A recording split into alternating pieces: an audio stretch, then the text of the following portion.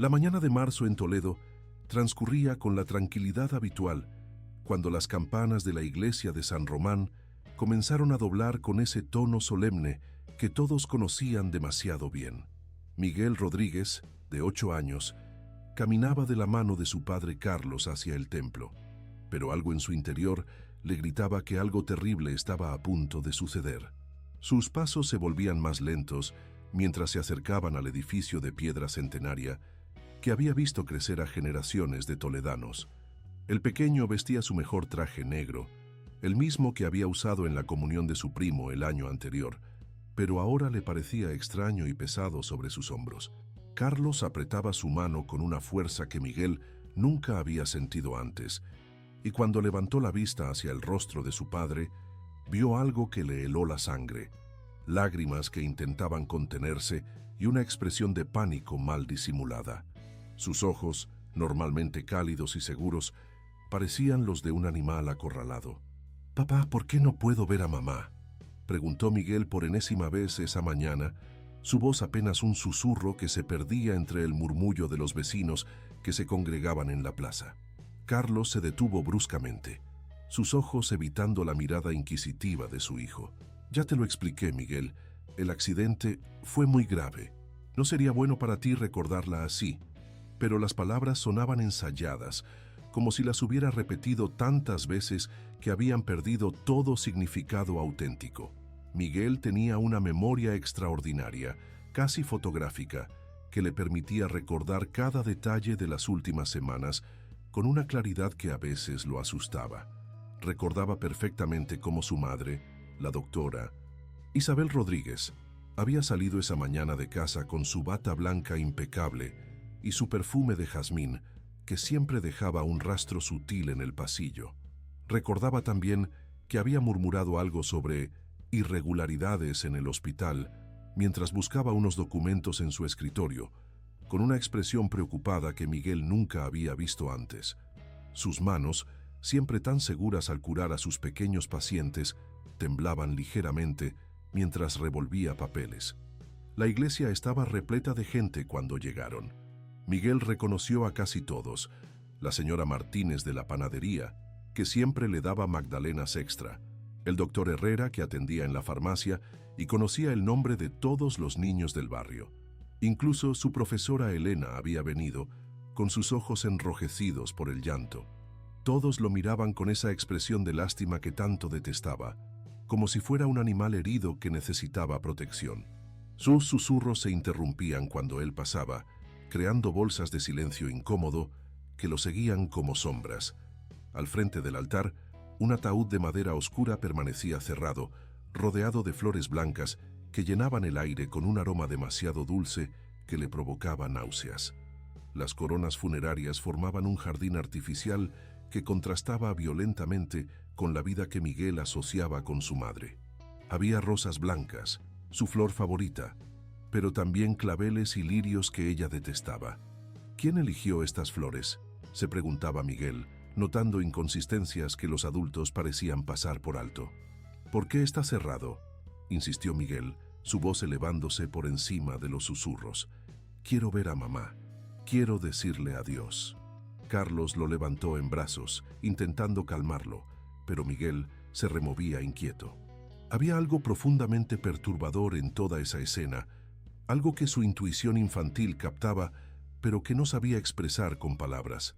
El ataúd parecía demasiado pequeño, demasiado ligero cuando los hombres lo habían cargado. Su madre era alta, casi tan alta como su padre, pero este ataúd parecía dimensionado para alguien mucho más pequeño.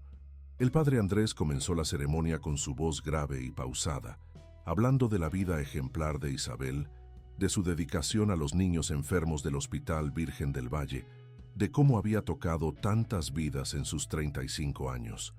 Mencionó su trabajo con niños autistas, su participación en programas de vacunación rural, sus investigaciones sobre nuevos tratamientos pediátricos. Pero Miguel apenas escuchaba las palabras.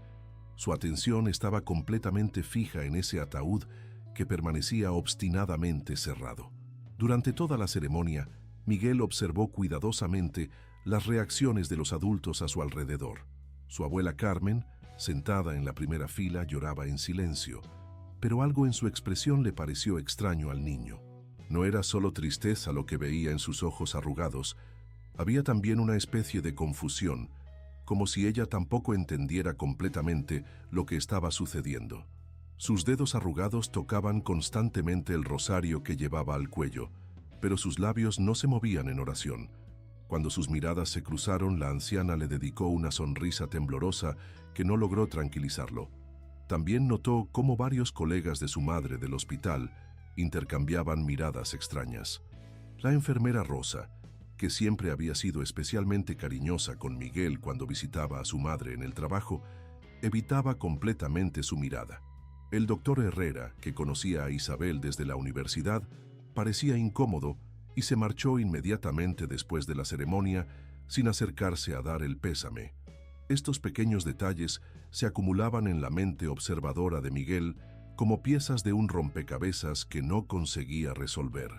Al finalizar la ceremonia, mientras la gente comenzaba a salir lentamente de la iglesia, Miguel se las ingenió para escaparse de la mano de su padre.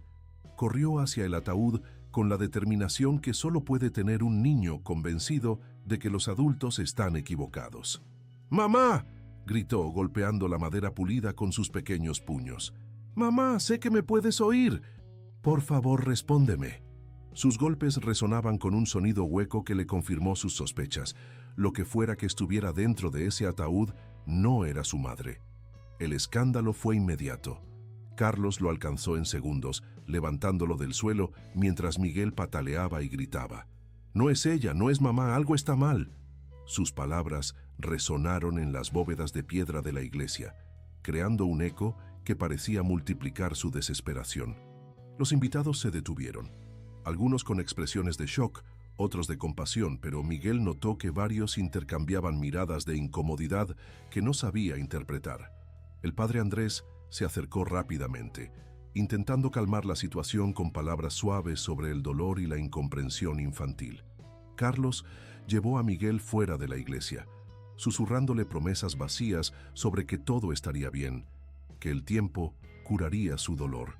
Pero Miguel vio algo en los ojos de su padre que le aterrorizó más que cualquier pesadilla. Culpa, no solo tristeza o dolor, sino una culpa profunda y corrosiva que parecía estar consumiéndolo desde adentro. «Papá, ¿qué has hecho?», le preguntó Miguel con una lucidez que sorprendió a ambos. Carlos no respondió, pero su expresión se endureció y apretó más fuerte la mano de su hijo mientras caminaban hacia el coche. Esa misma noche, en la casa familiar de la calle Comercio, que ahora le parecía extrañamente vacía y silenciosa, Miguel se sentó en la cama de sus padres, rodeado por el aroma a jazmín que aún impregnaba las sábanas.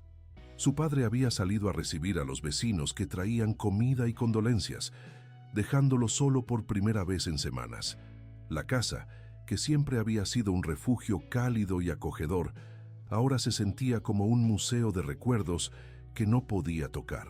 Fue entonces cuando decidió hacer algo que sabía que no debía: revisar las cosas de su madre. Su habitación permanecía exactamente como la había dejado esa última mañana, como si fuera un santuario intocable. El escritorio de Isabel estaba ordenado, pero con señales sutiles de una búsqueda urgente. Libros médicos apilados de manera irregular, papeles esparcidos, y en el cajón superior, parcialmente oculta bajo unos informes del hospital, Miguel encontró una agenda de cuero negro que nunca había visto antes. Las manos le temblaron mientras la abría, aunque no entendía completamente por qué. Las páginas estaban llenas de la letra cuidadosa de su madre, pero estas anotaciones eran diferentes a sus notas médicas habituales. Eran más personales, más urgentes, escritas con la tinta azul que Isabel usaba solo para asuntos importantes. Irregularidades en el pabellón 3, había escrito con tinta azul. Pacientes que desaparecen de los registros sin explicación médica válida. El doctor Silva evita mis preguntas sistemáticamente. Más adelante, en letra más apurada que denotaba creciente ansiedad, encontré documentos falsificados en el archivo del pabellón 3. Historiales médicos que no coinciden con los pacientes que he examinado personalmente. Algo no está bien, y cada vez que intento investigar, me encuentro con más obstáculos burocráticos. Y en la última entrada, fechada apenas 3 días antes del supuesto accidente. Debo documentar todo antes de que sea demasiado tarde. Si algo me pasa, buscar a la doctora Morales en Madrid. Ella tiene copias de todo lo que he descubierto. Miguel cerró la agenda, sintiendo cómo su corazón se aceleraba, hasta el punto de que podía escucharlo latir en sus oídos. No entendía completamente lo que había leído, pero su instinto le decía que había encontrado algo importante, algo que los adultos no querían que supiera. Las palabras de su madre sonaban a advertencia, a una mujer que sabía que estaba en peligro, pero que estaba determinada a hacer lo correcto. Guardó el cuaderno bajo su almohada y se prometió a sí mismo que encontraría la manera de entender qué había pasado realmente. Porque una cosa tenía muy clara en su corazón de 8 años. La mujer que amaba más que a nada en el mundo, que le cantaba cada noche antes de dormir canciones inventadas sobre príncipes valientes, que siempre olía a jazmín y que tenía las manos más suaves del mundo, no podía estar en ese ataúd cerrado. Su madre estaba en algún lugar y necesitaba que él la encontrara. Las semanas que siguieron a la ceremonia transcurrieron en una bruma extraña para Miguel. Su padre había tomado una licencia indefinida en el trabajo y permanecía en casa, pero su comportamiento era cada vez más errático y nervioso. Saltaba al menor ruido, revisaba obsesivamente las ventanas durante la noche y había instalado no solo nuevas cerraduras en todas las puertas, sino también un sistema de alarma que nunca habían necesitado antes. La casa se había convertido en una fortaleza, pero Miguel no sabía contra qué se estaban protegiendo. Carlos había comenzado a beber por las noches, algo que nunca había hecho cuando Isabel estaba presente. Miguel lo encontraba dormido en el sofá por las mañanas, rodeado del olor agrio del alcohol y con ojeras que se profundizaban día tras día. Cuando Miguel le preguntaba por qué necesitaban tanta seguridad, Carlos respondía vagamente sobre cuidarnos mutuamente ahora que estamos solos, o hay mucha gente extraña últimamente, pero sus explicaciones sonaban huecas, como si incluso él no creyera en ellas. En la escuela, las cosas no eran mejores. Su profesora Elena lo trataba con una delicadeza exagerada que lo hacía sentir como si fuera de cristal y pudiera romperse en cualquier momento. Había reorganizado la clase para que Miguel no tuviera que ver el asiento vacío donde solía sentarse durante las presentaciones que Isabel hacía sobre salud infantil. Sus compañeros, orientados por sus padres a ser gentiles con Miguel, evitaban mencionarle a su madre, creando un silencio artificial que se sentía más pesado que cualquier conversación. Durante las clases de arte, Miguel comenzó a dibujar obsesivamente escenas que no sabía de dónde venían. Sus crayones se movían casi automáticamente, creando imágenes perturbadoras. Mujeres en batas blancas conectadas a máquinas extrañas, habitaciones llenas de tubos y monitores que parpadeaban, corredores largos y fríos que parecían nunca terminar. Los dibujos eran demasiado detallados para la imaginación de un niño de 8 años, demasiado específicos en sus elementos médicos. Elena guardó cuidadosamente todos estos dibujos, preocupada por su contenido, pero sin saber cómo interpretar lo que veía. Un día, después de que Miguel hubiera dibujado una imagen particularmente inquietante de una mujer con el pelo del color de su madre, conectada a varios tubos intravenosos, la profesora decidió llamar a Carmen para expresar sus preocupaciones. No son dibujos normales de un niño en duelo, le confió por teléfono. Son demasiado precisos, demasiado médicos. Es como si estuviera recordando algo real en lugar de imaginando. Los sueños comenzaron a la 3ª semana, justo cuando Miguel había empezado a pensar que tal vez estaba perdiendo la razón. Al principio eran fragmentos confusos, imágenes borrosas que se desvanecían al despertar como humo entre sus dedos, pero gradualmente se volvieron más nítidos, más reales, hasta el punto de que Miguel comenzó a preferir dormir porque era el único momento en que podía estar con su madre. En estos sueños, Isabel aparecía en lo que parecía ser una habitación de hospital, pero distinta a cualquier lugar que Miguel hubiera visto en sus visitas al Virgen del Valle. Las paredes eran de un blanco impecable pero frío, sin las coloridas ilustraciones que decoraban la sección de pediatría donde trabajaba su madre. Había máquinas que emitían pitidos constantes, pero sus sonidos eran extraños, más agudos y urgentes que los equipos médicos normales. Su madre llevaba un camisón azul pálido en lugar de su bata blanca de médico, y parecía más delgada, más frágil de lo que Miguel recordaba.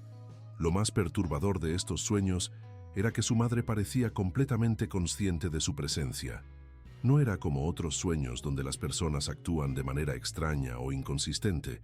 Isabel lo miraba directamente con sus ojos marrones familiares y movía los labios como si intentara decirle algo urgentemente importante. Sus gestos eran los mismos que Miguel recordaba, la forma en que arrugaba la frente cuando estaba preocupada, cómo se tocaba el cuello cuando estaba nerviosa, la manera en que extendía sus manos hacia él cuando quería consolarlo. Miguel siempre despertaba con la sensación frustrante de que había perdido algo crucial, un mensaje vital que no había logrado captar. Y siempre, invariablemente, despertaba sintiendo el aroma de jazmín en su habitación, tan real y presente que se levantaba a buscar a su madre antes de que la realidad cruel lo golpeara nuevamente. A veces el aroma era tan intenso que abría la ventana pensando que tal vez ella estaba en el jardín esperándolo. Una mañana, después de una noche particularmente intensa de sueños donde su madre había parecido especialmente agitada, intentando comunicarle algo con gestos desesperados, Miguel decidió contarle a su abuela Carmen lo que estaba experimentando. La encontró en la cocina, preparando el desayuno con movimientos automáticos que hablaban de décadas de rutina, pero sus ojos estaban perdidos en algún pensamiento distante que parecía atormentarla. «Abuela», comenzó Miguel con cuidado observando la reacción de la anciana, «he estado soñando con mamá. Creo que está tratando de decirme algo importante». Carmen dejó caer la cuchara que tenía en la mano, produciendo un ruido metálico que resonó en la cocina silenciosa como una campana de alarma. Se volvió hacia Miguel con una expresión que el niño no supo interpretar completamente, una mezcla compleja de sorpresa, esperanza y algo que parecía miedo, pero también alivio, como si hubiera estado esperando que alguien más notara que algo estaba terriblemente mal. «¿Qué tipo de sueños, mi niño?», preguntó con voz temblorosa, acercándose para tomar las manos de Miguel entre las suyas, arrugadas pero cálidas y tranquilizadoras. Sus ojos, del mismo color marrón que los de Isabel, se llenaron de lágrimas contenidas. «Cuéntame todo, no tengas miedo. Tu abuela te va a creer». La promesa en su voz le dio a Miguel el valor que necesitaba para abrir completamente su corazón. Miguel le contó todo con la honestidad brutal de un niño. Los sueños vívidamente realistas, el aroma de jazmín que parecía llenar su habitación, la agenda que había encontrado escondida en el escritorio de su madre, su convicción absoluta de que algo estaba terriblemente mal con toda la historia que les habían contado. Carmen lo escuchó en silencio, su expresión cambiando gradualmente de preocupación materna a algo parecido a la determinación férrea, como si las palabras de Miguel hubieran confirmado sospechas que había estado albergando en secreto. Cuando Miguel terminó, Carmen permaneció un largo momento sin hablar, mirando hacia la ventana donde el sol de abril dibujaba sombras cambiantes en las baldosas del suelo. Sus dedos tamborileaban nerviosamente sobre la mesa, como si estuviera tomando una decisión que podría cambiar todo. Finalmente, se volvió hacia Miguel con una expresión que el niño nunca había visto. Era la cara de una mujer que había decidido luchar. «Miguel», dijo finalmente, su voz apenas un susurro pero cargada de determinación. «Hay cosas que no entiendo sobre lo que pasó con tu madre, cosas que no tienen sentido para una mujer que conoció a su hija durante 35 años». Le contó entonces sobre las cartas que Isabel le había enviado en los últimos meses, cartas llenas de preocupación sobre situaciones extrañas en el hospital, sobre pacientes que desaparecían sin explicación, sobre un médico en particular que la hacía sentir profundamente incómoda. «Tu padre dice que me preocupo demasiado, que son imaginaciones de una mujer mayor que ve problemas donde no los hay», continuó Carmen. «Pero yo conocía a mi hija mejor que nadie en este mundo. Cuando algo la inquietaba, siempre tenía razón. Siempre». Sus palabras llevaban el peso de décadas de experiencia maternal, de una mujer que había aprendido a confiar en los instintos de su hija, incluso cuando parecían irracionales. Carmen sacó entonces una caja de zapatos vieja del armario de la cocina, llena de cartas cuidadosamente organizadas por fecha. «Lee estas», le dijo a Miguel, «y verás que tu madre estaba preocupada por algo muy serio en los meses antes de lo que nos dijeron que le pasó». Las cartas, escritas en la letra familiar de Isabel, contaban una historia de creciente ansiedad sobre irregularidades en el hospital, sobre pacientes que desaparecían de los registros, sobre presiones administrativas para que dejara de hacer preguntas. Una carta en particular, fechada apenas un mes antes del supuesto accidente, describía un encuentro perturbador. «Mamá, ayer confronté al doctor Silva sobre las discrepancias en los expedientes del pabellón 3. Su reacción fue completamente desproporcionada. No solo se negó a discutir el tema, sino que me amenazó veladamente con consecuencias profesionales si seguía interfiriendo en asuntos que no me concernían. Estoy documentando todo, pero empiezo a temer que esto sea más grande y más peligroso de lo que pensaba». Fue Carmen quien sugirió que visitaran juntos el Hospital Virgen del Valle, donde Isabel había trabajado durante los últimos 5 años de su carrera. «Podemos decir que queremos recoger sus cosas personales», propuso con una astucia que sorprendió a Miguel. «Pero en realidad podemos hacer algunas preguntas discretas a sus colegas». Miguel sintió una chispa de esperanza por primera vez en semanas. Finalmente, alguien más estaba dispuesto a buscar respuestas en lugar de simplemente aceptar lo que les habían dicho como verdad inmutable. El hospital era un edificio moderno en las afueras de Toledo, con fachadas de cristal que reflejaban el cielo cambiante de primavera y jardines cuidadosamente mantenidos que intentaban crear una atmósfera acogedora. Miguel nunca había estado allí antes. Isabel siempre había preferido mantener su trabajo separado de la vida familiar, algo que ahora le parecía sospechoso. Mientras caminaban por los pasillos relucientes que olían intensamente a desinfectante, Miguel se sentía pequeño e insignificante entre tanto blanco estéril y tanto acero inoxidable. En el departamento de pediatría fueron recibidos por la enfermera jefe, una mujer mayor llamada Rosa, que había trabajado con Isabel durante años y cuya reacción inicial pareció genuina. Sus ojos se llenaron de lágrimas al ver a Miguel, y le habló con cariño auténtico sobre cómo su madre siempre hablaba de él, de lo orgullosa que estaba de su inteligencia excepcional y su sensibilidad. «Tu mamá tenía tu foto en su escritorio», le dijo, «y siempre nos contaba tus ocurrencias y tus preguntas inteligentes sobre cómo funcionaba el cuerpo humano». Pero cuando Carmen comenzó a hacer preguntas más específicas sobre los últimos días de Isabel en el hospital, Rosa se puso visiblemente nerviosa. Sus respuestas se volvieron evasivas, sus ojos comenzaron a esquivar el contacto directo y sus manos desarrollaron un temblor sutil que no había estado presente al principio de la conversación. ¿Notó algo extraño en el comportamiento de Isabel las últimas semanas?, preguntó Carmen con aparente casualidad mientras revisaban una caja con libros médicos y fotografías de colegas. Rosa vaciló durante un tiempo que se sintió eterno antes de responder, mirando hacia la puerta como si temiera que alguien pudiera estar escuchando desde el pasillo. «Estaba preocupada por algo», admitió finalmente con voz apenas audible. Hacía preguntas sobre pacientes que no estaban bajo su cuidado directo, especialmente en el pabellón 3. Revisaba expedientes que técnicamente no tenía autorización para ver. El doctor Silva no estaba contento con su curiosidad excesiva. Miguel sintió que su corazón se aceleraba al escuchar ese nombre. Doctor Silva, el mismo que su madre había mencionado repetidamente en su agenda con creciente ansiedad. «¿Dónde está el doctor Silva ahora?», preguntó con la inocencia aparente de un niño curioso. Pero Rosa se puso aún más nerviosa, sus manos temblando mientras reorganizaba papeles innecesariamente. «Está de licencia», respondió rápidamente, demasiado rápido. «Indefinida. No sé cuándo volverá, ni siquiera si volverá».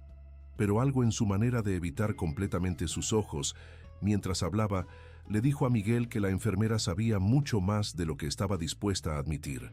Rosa les entregó rápidamente la caja con las pertenencias de Isabel y prácticamente los escoltó fuera del departamento, alegando que tenía pacientes que atender, aunque Miguel notó que los pasillos estaban extrañamente vacíos para un hospital en funcionamiento. Esa noche, en casa, Miguel escuchó a escondidas una conversación telefónica de su padre que le heló la sangre hasta los huesos. Carlos hablaba en voz baja, casi susurrando, pero las palabras llegaron claramente hasta donde Miguel se había escondido en el pasillo, presionando su oído contra la puerta del estudio.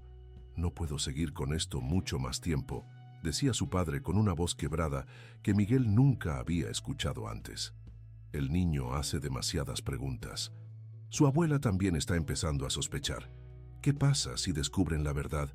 Hubo una pausa larga donde Miguel solo podía escuchar los latidos de su propio corazón y luego: «Sí, entiendo que no tengo opción, pero esto está matándome por dentro. No puedo mirar a mi hijo a los ojos sabiendo lo que sé. ¿Cuánto tiempo más tengo que mantener esta farsa?» Otra pausa, y luego, con voz aún más quebrada: «¿Y si algo le pasa a Miguel por mi culpa? ¿Y si descubren que él sabe demasiado?» Miguel se alejó de la puerta sintiéndose físicamente enfermo, como si el suelo se hubiera movido bajo sus pies. Su propio padre, la persona en quien más confiaba en el mundo, estaba involucrado en lo que fuera que había pasado con su madre. La única persona que quedaba para protegerlo era parte de la mentira, parte de la conspiración que había destruido su familia. Esa noche, se acostó con la agenda de su madre apretada contra el pecho, prometiéndose a sí mismo que encontraría la verdad sin importar lo que costara, porque ahora entendía que no tenía a nadie más en quien confiar excepto en sí mismo. Los sueños de esa noche fueron más intensos que nunca, como si la desesperación de Miguel hubiera amplificado de alguna manera su conexión con su madre. Isabel aparecía más claramente que antes, y por primera vez Miguel pudo escuchar su voz con perfecta claridad. «Busca el número», le decía con urgencia, sus ojos marrones brillando con una intensidad que parecía traspasar la barrera entre el sueño y la realidad. «El código que siempre repetimos, nuestro número especial. Búscalo en tu memoria, mi amor. Es la clave para encontrarme. Estoy en un lugar rodeado de árboles», continuaba su madre, gesticulando como si intentara darle pistas visuales. «Árboles muy viejos, con hojas plateadas que brillan al sol. Puedes encontrarme si recuerdas nuestro código especial. Date prisa, mi niño valiente. No sé cuánto tiempo más puedo mantener esta conexión contigo». Miguel despertó con lágrimas en los ojos, pero también con una determinación férrea que no había sentido antes. Su madre estaba viva, estaba completamente seguro de ello, y de alguna manera imposible de explicar, ella estaba tratando de ayudarlo a encontrarla. Los días siguientes, Miguel se convirtió en un detective silencioso y metódico. Observaba a su padre con nuevos ojos, notando patrones que antes había pasado por alto, cómo evitaba ciertas calles al salir de casa, siempre tomando rutas más largas e indirectas, cómo se ponía visiblemente nervioso cuando sonaba el teléfono, especialmente durante ciertas horas del día, cómo había comenzado a tomar pastillas para dormir que nunca había necesitado antes y que dejaba estratégicamente visibles en la mesa de noche como si quisiera que Miguel las viera. En la escuela, su profesora Elena le comentó preocupada a Carmen que los dibujos de Miguel se habían vuelto más detallados y perturbadores, mostrando escenas de laboratorios médicos con personas conectadas a máquinas extrañas, corredores subterráneos y siempre mujeres que se parecían sospechosamente a Isabel en situaciones que parecían más médicas que mortales. «No son dibujos de un niño procesando la muerte», le confió Elena. «Son dibujos de alguien que está recordando o visualizando algo muy específico». Una tarde, mientras revisaba nuevamente la agenda de su madre con la minuciosidad de un investigador profesional, Miguel se detuvo en una página que había pasado por alto antes debido a su ubicación discreta en el margen. Isabel había escrito una serie de números que parecían no tener sentido para cualquier observador casual: 1503-2019. Pero cuando Miguel los vio, algo hizo clic en su memoria con la fuerza de una revelación. Era su fecha de nacimiento, 15 de marzo de 2019. Su madre siempre había dicho que era su código secreto. El número que usaban en sus juegos privados cuando él era más pequeño era el código que usaban para abrir el tesoro que escondían en el jardín, el número que marcaban en el teléfono de juguete cuando jugaban a llamarse mutuamente, la clave secreta que los conectaba cuando estaban separados. «Es nuestro número mágico», le había dicho Isabel una vez, «porque marca el día que mi vida se volvió completa». Con el corazón latiendo tan fuertemente que podía sentir el pulso en sus oídos, Miguel comenzó a buscar ese número en todas partes. En los libros de su madre, en sus documentos médicos, en lugares extraños como el dorso de fotografías familiares, incluso en las páginas de los cuadernos que había usado para tomar notas durante conferencias médicas. Finalmente, después de horas de búsqueda meticulosa, lo encontró escrito a lápiz en el interior de la contraportada de un libro de pediatría avanzada. Debajo del número había una dirección que no reconocía, pero que hizo que se le erizara la piel de los brazos. Finca Los Olivos, carretera de Aranjuez, kilómetro 15. Árboles con hojas plateadas, había dicho su madre en el sueño. Olivos. El lugar tenía que ser ese, tenía que ser donde estaba siendo mantenida. Miguel sabía que había encontrado algo crucialmente importante, pero necesitaba ayuda para entender qué hacer con esta información tan peligrosa.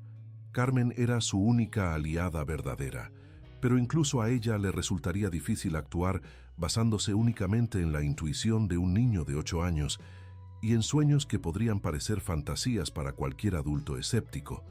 Necesitaba algo más concreto, más convincente, más irrefutable. Fue entonces cuando decidió hacer algo que sabía que era peligroso pero necesario: comenzar a documentar meticulosamente todo lo que observaba, tal como había hecho su madre en sus últimas semanas de libertad. El doctor Fernando, el psicólogo infantil recomendado por el médico de familia, era un hombre mayor, con una barba gris perfectamente arreglada y una oficina llena de juguetes que estaban claramente destinados a niños mucho más pequeños que Miguel. Las paredes estaban decoradas con diplomas impresionantes y fotografías de él con otros profesionales de la salud mental, pero todo en el ambiente se sentía artificial, como un escenario montado para dar una impresión específica. Durante su primera sesión, el doctor habló extensamente sobre procesos de duelo normales en la infancia y fantasías compensatorias como mecanismo de defensa psicológica, términos técnicos que Miguel no entendía completamente, pero que sonaban a excusas elaboradas para no tomar en serio lo que él tenía que decir. El doctor Fernando tenía una manera condescendiente de inclinarse hacia adelante cuando hablaba, como si estuviera explicándole algo muy complicado a alguien muy pequeño. «Miguel», decía el doctor Fernando con una sonrisa que no llegaba a sus ojos, «es muy normal que los niños de tu edad tengan dificultades para aceptar que alguien que aman ya no está con nosotros. Tu mente está tratando de crear explicaciones alternativas porque la realidad es demasiado dolorosa para procesarla completamente». Miguel lo escuchaba educadamente, asintiendo cuando era esperado, pero por dentro bullía de frustración ante otro adulto que creía saber mejor que él lo que estaba pasando en su propia vida. Las sesiones se extendieron durante semanas con el doctor Fernando aplicando diversas técnicas terapéuticas que parecían diseñadas más para sedar las preocupaciones de Miguel que para abordarlas genuinamente. Terapia de arte dirigida, ejercicios de respiración para calmar la ansiedad y constantemente la insistencia en que los sueños eran solo el cerebro procesando trauma y no comunicación real con su madre. Después de varias sesiones que no llevaron a ningún lado productivo, el doctor Fernando recomendó medicación para ayudar a Miguel a procesar sus emociones de manera más saludable y realista. Carlos aceptó la recomendación inmediatamente, demasiado rápido para el gusto de Miguel, quien comenzó a sospechar que su padre quería que dejara de hacer preguntas tanto como el propio psicólogo. Las pastillas lo hacían sentir aletargado y confuso, como si estuviera viendo el mundo a través de una neblina espesa. Miguel pronto aprendió a esconder las pastillas bajo la lengua durante la administración y escupirlas después cuando nadie lo veía, manteniendo sus sentidos claros para continuar su búsqueda personal de la verdad. Desarrolló técnicas elaboradas para simular los efectos sedantes de la medicación, actuando más lento y menos curioso durante las horas cuando su padre estaría observando su comportamiento. Carmen, mientras tanto, comenzó a hacer sus propias investigaciones discretas con la determinación silenciosa de una mujer que había criado hijos y sabía reconocer cuando algo estaba fundamentalmente mal. Visitó a viejas amigas de Isabel que trabajaban en otros hospitales, habló con otras madres en el parque que conocían a la familia, incluso fue a la biblioteca municipal para revisar meticulosamente periódicos locales de las últimas semanas, buscando cualquier mención de irregularidades médicas o desapariciones extrañas. Fue en la biblioteca donde Carmen encontró algo que hizo que todo comenzara a encajar como piezas de un rompecabezas macabro. Una pequeña nota en la sección de noticias locales de un periódico que había sido publicado apenas 2 días después del supuesto accidente de Isabel. El artículo, enterrado en la página 6, entre anuncios clasificados, mencionaba irregularidades administrativas en el Hospital Virgen del Valle, que estaban siendo investigadas discretamente por las autoridades sanitarias regionales. «Miguel», le dijo esa tarde con voz llena de emoción contenida y ojos brillantes de vindicación, «creo que tenías razón desde el principio. Creo que tu madre descubrió algo que no debía, y alguien muy poderoso quiso silenciarla antes de que pudiera exponer la verdad». Le mostró el recorte de periódico que mencionaba específicamente discrepancias significativas en los registros de pacientes del pabellón 3 y la reciente licencia indefinida de varios miembros prominentes del personal médico, incluido el doctor Antonio Silva. Miguel leyó el artículo 3 veces consecutivas, sintiendo cómo cada palabra confirmaba lo que había sabido en su corazón desde el primer momento en que vio ese ataúd cerrado. Su madre había descubierto algo horrible, había intentado hacer lo correcto, y alguien la había silenciado no matándola, sino haciéndola desaparecer de una manera que impidiera que alguien la buscara. Era un plan diabólicamente inteligente, pero tenía una falla. No habían contado con la determinación inquebrantable de un niño de 8 años que conocía a su madre mejor que nadie. Esa misma noche, Miguel tuvo el sueño más claro y detallado hasta ese momento. Su madre aparecía sentada en lo que parecía ser una cama de hospital, pero no se veía enferma o herida como cabría esperar de alguien que había estado en un accidente automovilístico. Se veía cansada, como si hubiera estado durmiendo mucho tiempo bajo sedación artificial, pero cuando lo vio en el sueño, sus ojos se iluminaron con el amor familiar y la inteligencia alerta que Miguel recordaba tan vívidamente. «Estoy en un lugar con muchos olivos antiguos», le decía claramente, su voz sonando exactamente como Miguel la recordaba. «Puedes encontrarme si recuerdas nuestro código especial, nuestro número mágico. El lugar está escondido, pero no tan lejos como parece. Date prisa, mi amor. No sé cuánto tiempo más puedo mantener suficiente conciencia para llegar hasta ti de esta manera». Sus manos se extendían hacia él con la misma ternura de siempre, pero ahora había urgencia en sus gestos. Miguel despertó sobresaltado, pero esta vez no con confusión, sino con una claridad cristalina que le dio fuerzas renovadas. Su madre le había dado todas las pistas que necesitaba, el lugar con olivos que correspondía perfectamente con la dirección que había encontrado, el código que era su fecha de nacimiento y la confirmación de que estaba consciente y esperando ser rescatada. Todo estaba conectado de manera que no podía ser coincidencia, y ahora tenía que convencer a los adultos de que actuaran antes de que fuera demasiado tarde. Porque una cosa estaba más clara que nunca. Si su madre podía comunicarse con él a través de sueños que sentían más reales que la realidad misma, significaba que estaba viva, consciente y luchando por mantener su conexión con él a pesar de lo que fuera que le estuvieran haciendo. Y Miguel no iba a fallarle ahora cuando más lo necesitaba. Carmen fue la primera persona en tomar completamente en serio la nueva información que Miguel había recopilado. Cuando el niño le contó sobre la dirección específica que había encontrado en el libro de su madre y su última conversación onírica detallada con Isabel, la anciana No lo trató como a un niño traumatizado con fantasías compensatorias. En cambio, sus ojos se llenaron de una determinación férrea que Miguel nunca había visto antes, una resolución que parecía crecer con cada palabra que él pronunciaba. Si hay la más mínima posibilidad de que Isabel esté viva y necesite nuestra ayuda, declaró Carmen con voz firme, apretando las manos arrugadas en puños decididos. No vamos a descansar ni un solo día más hasta encontrarla y traerla de vuelta a casa. Su transformación de abuela preocupada a guerrera protectora fue tan dramática que Miguel sintió por primera vez en meses que tenía una aliada verdaderamente poderosa en su búsqueda. Pero Carlos se opuso violentamente cuando Carmen sugirió que era hora de contactar a las autoridades con toda la evidencia que habían recopilado. Su reacción fue tan intensa y desproporcionada que incluso Carmen, que había visto muchas reacciones emocionales en sus 70 años de vida, se sorprendió por la ferocidad del pánico en los ojos de su yerno. «No podemos involucrar a la policía», gritó, paseando nerviosamente por la sala como un animal enjaulado. «¿No entienden lo complicado que es esto?», continuó tirándose del cabello con las manos temblorosas. «Podríamos hacer que las cosas fueran mucho peores para Isabel si nos movemos demasiado rápido. Hay gente muy peligrosa involucrada en esto». Miguel observaba a su padre con ojos completamente nuevos, viendo cómo se tiraba del cabello y cómo le temblaban las manos de una manera que iba mucho más allá del dolor normal del duelo.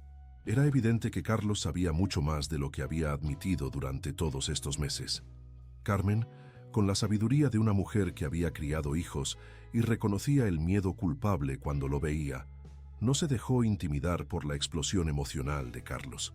En cambio, se acercó a él con calma peligrosa y lo miró directamente a los ojos con una intensidad que hizo que él dejara de caminar. «Carlos», le dijo con voz helada, «vas a sentarte ahora mismo y me vas a contar exactamente qué sabes sobre lo que le pasó a mi hija. Y no te atrevas a mentirme otra vez». Fue Carmen quien finalmente presionó lo suficiente para que Carlos se quebrara completamente. Una tarde tormentosa, después de que Miguel se hubiera ido supuestamente a dormir, pero en realidad estaba escuchando desde su posición habitual en la escalera, su padre finalmente confesó la verdad que había estado carcomiendo su alma durante meses. Entre sollozos que parecían venir de lo más profundo de su ser, Carlos reveló que Isabel no había muerto en ningún accidente automovilístico. «La secuestraron», confesó Carlos, su voz quebrada por el peso de semanas de silencio forzado. «Porque había descubierto un esquema médico ilegal en el hospital, experimentos no autorizados en pacientes vulnerables. Isabel tenía documentos, fotografías, evidencia suficiente para enviar a mucha gente importante a la cárcel durante mucho tiempo». Sus palabras salían entrecortadas, como si cada una le causara dolor físico pronunciarla. «Me dijeron que si hablaba, si denunciaba algo, si contactaba a la policía, la harían desaparecer para siempre», continuó Carlos, las lágrimas corriendo libremente por su rostro. «Dijeron que el funeral era necesario para que nadie hiciera preguntas, para que todos creyeran que ya no había nada que buscar. Me obligaron a identificar un cuerpo que no era el de Isabel. Me hicieron firmar papeles falsos de identificación. Pero la tenían viva, y me amenazaron con que si no cooperaba perfectamente, nunca volvería a verla». Carmen escuchó toda la confesión en silencio absoluto, su rostro endureciéndose progresivamente con cada palabra reveladora. Cuando Carlos terminó, completamente desgastado por el peso de su secreto, la anciana se acercó a él con una calma que daba más miedo que cualquier grito o reproche. «¿Y pensaste que mantener esta farsa era la manera de protegerla?», le preguntó con voz helada que cortaba como vidrio. «¿Pensaste que dejar que su propio hijo creyera que había perdido a su madre era mejor que luchar por rescatarla?». Miguel no pudo contenerse más tiempo. Bajó corriendo las escaleras y se plantó frente a su padre con una furia que no sabía que poseía, sus pequeños puños cerrados con tanta fuerza que las uñas se le clavaban en las palmas hasta dibujar medias lunas rojas. «Sabías que estaba viva y me dejaste sufrir durante meses», le gritó, su voz cargada de una traición que ningún niño debería tener que experimentar. «Sabías que tenía razón en todo y dejaste que todos pensaran que estaba loco. Carlos intentó abrazarlo, extendiendo los brazos con desesperación, pero Miguel se apartó violentamente como si su padre fuera un extraño peligroso. En ese momento, sintió que había perdido no solo a su madre, sino también la confianza fundamental en su padre, la creencia básica de que los padres protegen a sus hijos en lugar de mentirles para protegerse a sí mismos. Era una traición que cambiaría para siempre la manera en que Miguel veía el mundo de los adultos. Pero Carmen, con su sabiduría práctica, entendió que no había tiempo para el rencor o para procesar completamente la traición emocional. Si Isabel está realmente viva y en peligro, declaró con autoridad absoluta, cada hora que pasamos aquí hablando es una hora que podría ser crucial para su supervivencia. Su voz no admitía discusión. Vamos a ir a esa dirección que encontró Miguel. Y si no encontramos nada concreto, entonces contactaremos a la policía con toda la información que tenemos, sin importar las consecuencias. Carlos intentó oponerse débilmente, pero su resistencia se había desmoronado completamente con su confesión. También reveló otros detalles aterradores que había mantenido en secreto para no aterrorizar más a Miguel. Había recibido llamadas amenazantes casi diariamente, siempre de voces distorsionadas que le recordaban las consecuencias de hablar. Habían registrado meticulosamente la casa mientras ellos estaban en el funeral, dejando señales sutiles de que habían estado allí. Y tenía la certeza de que lo seguían constantemente, especialmente cuando salían de casa. El doctor, Silva no está solo en esto, admitió Carlos con voz derrotada. Hay más gente involucrada, gente muy poderosa con conexiones políticas y médicas que pueden hacer que cualquiera de nosotros desaparezca si nos acercamos demasiado a la verdad. Pero tienes razón, Carmen. No puedo vivir más tiempo sabiendo que Isabel está sufriendo mientras yo no hago nada por miedo. Miguel procesó toda esta información nueva con una madurez que no debería haber tenido que desarrollar a los 8 años. Entendía ahora por qué su padre había estado tan nervioso durante meses, por qué había instalado sistemas de seguridad obsesivos, por qué saltaba ante cualquier ruido inesperado. Pero también entendía que el miedo no podía paralizarlos cuando su madre necesitaba desesperadamente su ayuda. «Mamá me está enviando sueños porque sabe que la vamos a buscar», dijo Miguel con una certeza absoluta que sorprendió a los adultos por su claridad. «Ella confía en que no vamos a abandonarla, sin importar lo peligroso que sea, y yo no voy a defraudarla ahora». Su determinación era tan inquebrantable que tanto Carmen como Carlos se sintieron inspirados por la valentía de un niño que se negaba a aceptar lo inaceptable. La decisión de ir a la finca Los Olivos se tomó esa misma noche, con Carmen insistiendo en que no podían permitirse esperar ni un día más. Miguel la apoyó completamente, argumentando que cada día de retraso podría significar más sufrimiento para su madre.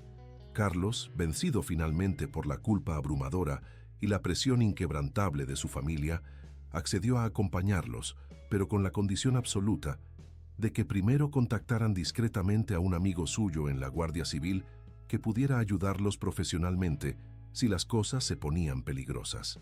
El sargento Méndez era un hombre de mediana edad con cabello gris y una expresión seria pero comprensiva que escuchó toda la historia extraordinaria sin interrumpir ni mostrar el escepticismo que Miguel había llegado a esperar de los adultos. Tomó notas detalladas en un cuaderno oficial mientras Carmen relataba sus investigaciones. Carlos confesaba su complicidad forzada y Miguel describía sus sueños con el mismo nivel de seriedad que habría dado a cualquier testimonio de testigo adulto. Cuando Miguel le contó específicamente sobre sus comunicaciones oníricas con su madre, el oficial no se rió ni sugirió que eran fantasías infantiles producto del trauma. En cambio, se inclinó hacia adelante con interés genuino y hizo preguntas específicas sobre los detalles visuales que Miguel recordaba, como si entendiera que a veces la información crucial puede llegar por canales que no aparecen en los manuales de entrenamiento policial. «He visto conexiones extrañas entre familiares en situaciones de crisis extrema durante mis 20 años de servicio», dijo finalmente el sargento Méndez con total seriedad. «No pretendo entender cómo funciona desde el punto de vista científico, pero he aprendido a no descartar ninguna fuente de información que pueda ayudar a encontrar a una persona desaparecida, especialmente cuando otros elementos de la investigación respaldan la credibilidad de la fuente. El sargento Méndez también reveló información que hizo que todos se dieran cuenta de que la situación era aún más grave de lo que habían imaginado. Había estado investigando discretamente algunas irregularidades relacionadas con el Hospital Virgen del Valle durante los últimos meses, pero no había tenido suficiente evidencia concreta para justificar una investigación oficial. La información detallada que la familia Rodríguez le proporcionaba podía ser exactamente la pieza faltante que necesitaba para abrir una investigación formal con respaldo legal. Si la doctora Rodríguez está realmente viva y siendo mantenida en esa ubicación, les aseguró con la autoridad de alguien acostumbrado a manejar situaciones peligrosas, vamos a encontrarla y vamos a arrestar a todos los responsables. Pero necesito que entiendan que esto podría ser extremadamente peligroso, especialmente si estamos tratando con gente que ha llegado al extremo de falsificar una muerte para encubrir crímenes graves. Miguel insistió categóricamente en acompañar a la operación de rescate, a pesar de las objeciones vehementes de todos los adultos presentes. Ella me está hablando específicamente a mí, argumentó con una lógica implacable que era difícil de refutar. Si necesita enviar algún mensaje durante el rescate, si necesita saber que estamos cerca, si hay algún código que solo nosotros conocemos, yo soy el único que puede recibirlo y responderlo. Su determinación era tan inquebrantable y su razonamiento tan sólido que finalmente acordaron que podría acompañar la operación, pero permanecería en un vehículo seguro con Carmen hasta que la situación estuviera completamente asegurada. La noche antes del rescate planeado, Miguel tuvo un último sueño extraordinariamente vívido con su madre. Esta vez, ella parecía más débil y translúcida que antes, como si mantener la conexión telepática le costara un esfuerzo físico enorme que estaba agotando sus reservas. Pero cuando sonrió al verlo, fue con una expresión de orgullo maternal tan intensa que Miguel sintió que su corazón se expandía en su pecho. «Mañana», le susurró Isabel con una sonrisa cansada pero llena de amor incondicional. «Mañana vas a encontrarme, mi niño valiente y brillante. He estado luchando para mantenerme suficientemente consciente para poder hablarte, pero estoy muy cansada por el esfuerzo. Cuando me encuentres podré finalmente descansar, sabiendo que mi pequeño detective nunca se rindió, que nunca dejó de creer en la verdad». Sus manos se extendían hacia él una última vez, y Miguel pudo sentir la calidez familiar de su toque, incluso a través del sueño. «Recuerda siempre», le dijo Isabel, «que el amor verdadero puede superar cualquier barrera, cualquier distancia, cualquier obstáculo que la gente malvada trate de poner entre nosotros. Tú me salvaste con tu amor y tu valentía». Miguel despertó esa mañana crucial con una mezcla de nervios intensos y determinación absoluta que le daba energía sobrenatural para enfrentar cualquier cosa. Mientras se vestía cuidadosamente con su ropa más práctica, miró por la ventana hacia Toledo, con sus torres medievales brillando bajo el sol matutino como prometedores centinelas de esperanza, y se prometió a sí mismo que esa noche su madre estaría de vuelta en casa donde pertenecía, que su familia estaría completa nuevamente después de meses de horror. Porque había aprendido algo fundamental durante esas semanas terribles que habían transformado su vida. A veces, los niños pueden ver verdades que los adultos son incapaces o no están dispuestos a percibir, y a veces la persistencia inquebrantable y el amor incondicional son más poderosos que todos los engaños, mentiras y conspiraciones del mundo. La finca Los Olivos resultó ser exactamente como Miguel la había visto en sus sueños más detallados. Un edificio blanco de una sola planta, aparentemente abandonado, pero en realidad cuidadosamente mantenido, rodeado de olivos centenarios cuyas hojas plateadas susurraban secretos con la brisa suave de la tarde. Estaba ubicada en una zona rural apartada y silenciosa, conectada a la carretera principal por un camino de tierra que parecía raramente transitado, pero que mostraba señales sutiles de uso reciente en forma de marcas de neumáticos. Desde el exterior, no había absolutamente nada que sugiriera que fuera algo más que una casa de campo abandonada por agricultores que se habían mudado a la ciudad, pero Miguel sintió inmediatamente en cada fibra de su ser que habían llegado al lugar correcto. El aire mismo parecía vibrar con una energía que reconocía, como si su conexión con su madre se intensificara con la proximidad física. El sargento Méndez había traído refuerzos especializados, un equipo completo de operaciones especiales que se desplegó silenciosamente alrededor de toda la propiedad mientras el sol comenzaba a ponerse detrás de las colinas ondulantes, pintando el cielo con tonos dorados que contrastaban dramáticamente con la gravedad de la situación. Miguel permanecía en el coche blindado con Carmen, pero sus ojos estaban fijos intensamente en el edificio blanco, esperando alguna señal, alguna confirmación final de que su madre estaba realmente allí dentro, esperando ser rescatada. Carmen le tomó la mano y la apretó suavemente, transmitiéndole toda su fuerza, esperanza y amor acumulados durante décadas de proteger a su familia. «Todo va a salir bien», le susurró con convicción absoluta. «Tu madre va a estar en casa esta noche, gracias a tu valentía y tu negativa a aceptar las mentiras de los adultos. Hay actividad significativa dentro del edificio», informó uno de los agentes especializados a través del radio con voz profesionalmente calmada. «Detectamos al menos 3 personas adultas y equipamiento médico en funcionamiento activo, configuración de habitaciones que sugiere un laboratorio médico improvisado. Parece corresponder exactamente a lo que describían los informantes». Miguel sintió que su corazón se aceleraba hasta el punto de que podía escuchar los latidos en sus oídos. Después de meses interminables de búsqueda, de dudas, de que prácticamente nadie le creyera, finalmente estaban a punto de descubrir la verdad completa. Pero también sentía un miedo profundo y primitivo. ¿Y si llegaban demasiado tarde? ¿Y si su madre había estado sufriendo horriblemente todo este tiempo, mientras él no había podido hacer nada efectivo para ayudarla?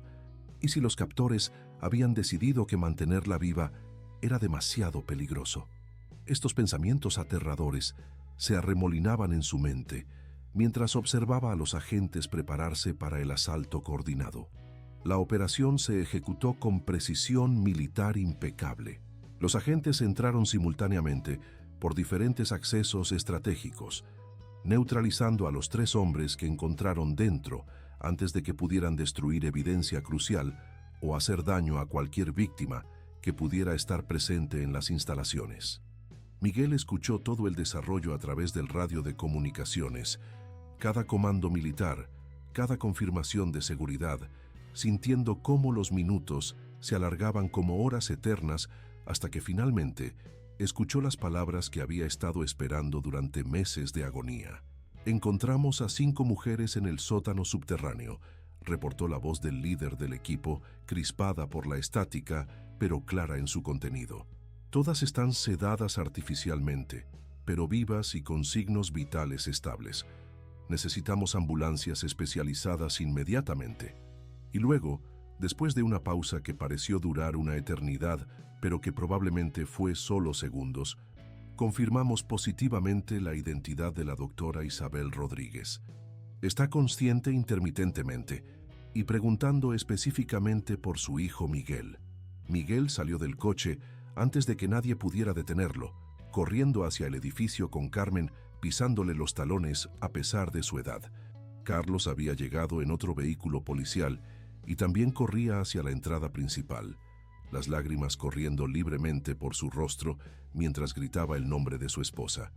Dentro del edificio, Miguel siguió las voces y las luces de emergencia hasta una escalera disimulada que bajaba a un sótano que había sido completamente convertido en una especie de laboratorio médico clandestino sofisticado. Lo que vio allí lo marcaría para siempre, pero no con trauma paralizante, sino con una comprensión profunda de la maldad de la que algunas personas son capaces y de la fortaleza extraordinaria e inquebrantable de su madre. Isabel estaba en una cama de hospital improvisada, conectada a varias máquinas médicas, claramente debilitada físicamente por meses de sedación forzada y experimentos, pero cuando vio a Miguel acercarse, sus ojos se iluminaron con una alegría tan intensa que parecía iluminar toda la habitación subterránea. «Sabía que me encontrarías», le susurró cuando Miguel se acercó cuidadosamente a la cama, su voz ronca por el desuso, pero llena del amor incondicional que él recordaba tan vívidamente. Sabía que mi pequeño detective brillante no se rendiría nunca, sin importar lo que los adultos le dijeran.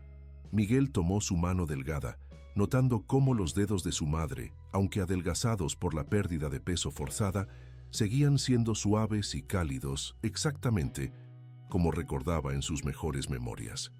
El aroma de jazmín ya no estaba presente, reemplazado por el olor médico antiséptico del lugar, pero la esencia de su madre, esa presencia fundamental que había sentido en sus sueños más vívidos, estaba completamente presente y real. Era como si todos los sueños, todas las comunicaciones telepáticas, hubieran sido preparación para este momento de reunión que validaba todo lo que Miguel había creído contra todas las probabilidades.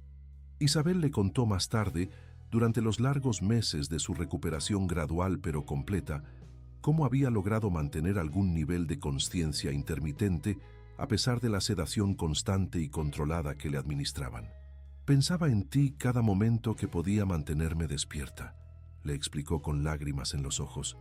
«Te enviaba todo mi amor, toda mi necesidad desesperada de que supieras que seguía viva y luchando. No sé cómo funcionó la conexión, no sé cómo pudiste recibirlo a través de los sueños, pero sabía en mi corazón que de alguna manera me estabas escuchando». Los médicos especialistas que la examinaron posteriormente no pudieron ofrecer ninguna explicación científica convencional para la conexión telepática que había existido entre madre e hijo durante el cautiverio, pero tampoco la cuestionaron después de ver los resultados tangibles y verificables. Era un fenómeno que desafiaba la comprensión médica tradicional, pero que había funcionado de manera demostrable para salvar una vida y reunir una familia. El doctor Silva y sus cómplices fueron arrestados inmediatamente y posteriormente condenados a largas penas de prisión por múltiples cargos graves: secuestro con agravantes, experimentación médica ilegal en seres humanos, falsificación de documentos oficiales y una serie de otros delitos relacionados con el esquema criminal. La investigación subsecuente reveló un esquema mucho más amplio y siniestro de lo que nadie había imaginado inicialmente. Habían estado manteniendo a mujeres profesionales sedadas para probar medicamentos experimentales no autorizados y procedimientos médicos de vanguardia, usando a pacientes vulnerables como sujetos de prueba para investigaciones que habrían sido completamente imposibles por medios legales. El laboratorio clandestino tenía conexiones con redes internacionales de experimentación médica ilegal que se extendían a varios países europeos.